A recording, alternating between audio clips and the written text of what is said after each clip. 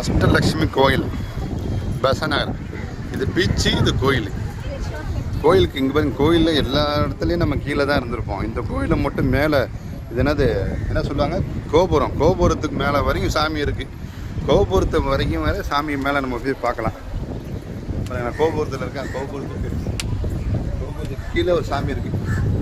இந்த அளவுக்கு நமக்கு அலோவ் பண்ணுறாங்க. இங்கே ஒரு சாமி இருக்குது. நேற்று தான், இன்னைக்கு டேட் எத்தனை பாருது,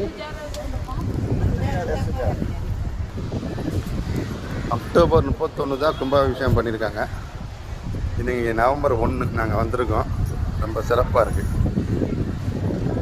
அப்படியே பீச் ஒட்டியே இருக்குது. இதில் எத்தனோ வருஷம் மெட்ராஸில் இருக்கேன். இன்றைக்கி தான் இந்த கோயிலை பற்றி தெரிஞ்சு இன்றைக்கி வந்திருக்கேன். இன்றைக்கி வரும்போது பார்த்தோன்னா கும்பாபிஷேகம் முடிஞ்ச நாள். ரொம்ப சிறப்பாக இருந்தது.